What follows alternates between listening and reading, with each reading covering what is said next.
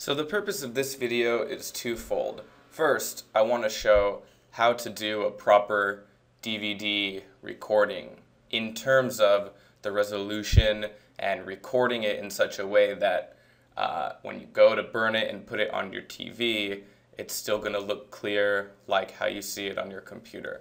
Now, there's a separate PDF procedure for how to author and burn a DVD once you've done the recording. This will focus on how to set that up. And in addition to that, it's also going to show how to troubleshoot some common issues.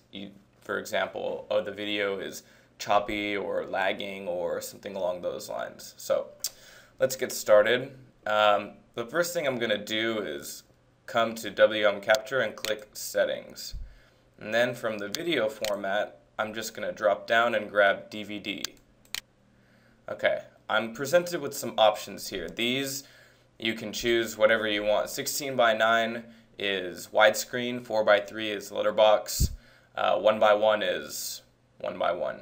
And NTSC is the format used in the USA, and PAL is more commonly used in Europe and Asia, places like that. So once you click close, you're presented with some more options. Okay, by default, enhanced video settings is checked and video preview is checked. Okay, and I'm given 720 by 480. Okay, and this resize video is checked. I'm going to leave them all checked. Okay, and leave the resolution at 720 by 480. And I'm going to say set markers. And it's going to ask me, and I'll say yes. And now I get some markers here. Okay, so I'm going to get these out of the way by coming down to WM Capture and clicking Home. I can't yet, sorry about that. So now I'm going to close my settings, and I'll give my recording a name.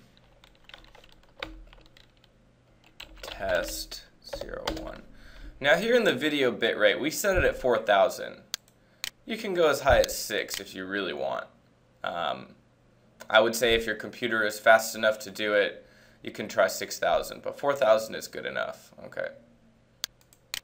So now we have this green box here, and we need to get a video inside it. Now, I have a video here, and what I'm going to do, I shouldn't have picked a YouTube video because the player is not sizable. I could resize these markers to whatever I want, but I may run into conversion issues. Too bad I just realized I can't resize the YouTube dialogue. Other things like Hulu and Netflix will give you the option to, go ahead and resize the window. I didn't choose any of those because my internet connection is probably not quick enough, but we can give it a try. We'll go to Hulu. In fact, because of my region, I may not even be able to watch a video from Hulu at this time. So we may have to continue on with what I had. Let's see. Let's see if I can play this here. If not, it's not a big deal.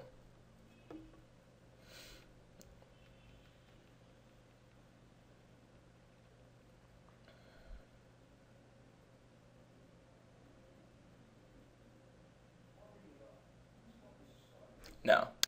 Okay. So we'll just have to make do with this video then. Okay, so in my case, I would probably just move these markers and resize them. Okay, it'll resize the video for me automatically. That's not the thing. But for best results, if there is a way to, stretch and resize your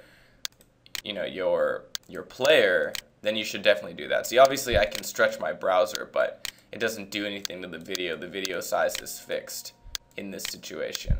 Okay, so I'm just gonna go ahead and bring this marker there.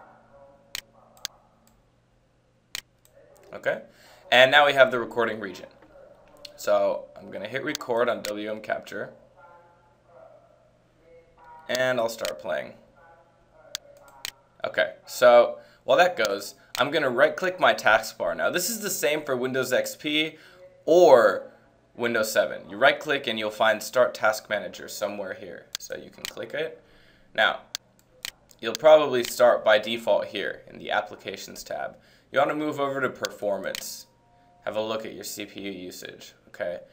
For me, this is very, very high. Okay, now I have two recordings going on actually at the same time. I'm recording the screen as I record this presentation for you, and I'm also recording this video. And I have all these fancy Windows 7 graphics turned on, so this is way too much, and this will probably result in a choppy or not good looking video. Okay, so let's talk quickly about things we can do to get rid of that. Number one is, if you're using Windows 7 or Windows Vista, click the settings and come over here to Tools, Miscellaneous, Tools, Windows Best Performance.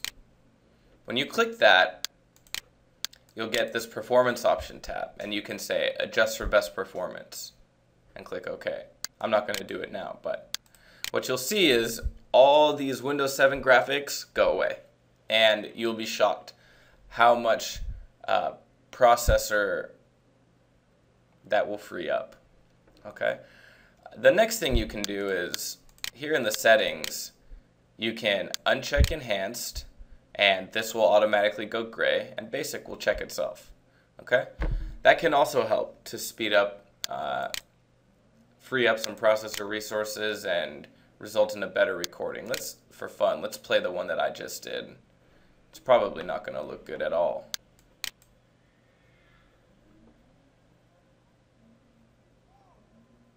Yeah, so you see, if for this kind of motion, this is fine, you know, but if this were high motion, like a movie or something, you know, that wouldn't be any good. Okay? So, anyway, as you can see too, the video expanded to fill the whole screen. You can resize that marker if you need to, okay? But again, the best scenario is if you can do, like, Hulu and Netflix all have pop-out players, so you can click that and it'll pop out the player in its own window. That window you can resize to fit within the markers. That's the best way, okay? But you don't have to do it that way. Like I said, like I showed you in this, you can just move the markers. And again, please refer to the PDF procedure, which should also be, I'll put a link to that in the sidebar right beneath this video. And that should be it. I mean, the PDF really goes over authoring of the DVD once you've done it, and this shows how to do it and how to overcome some basic troubleshooting issues. Okay, so thank you very much.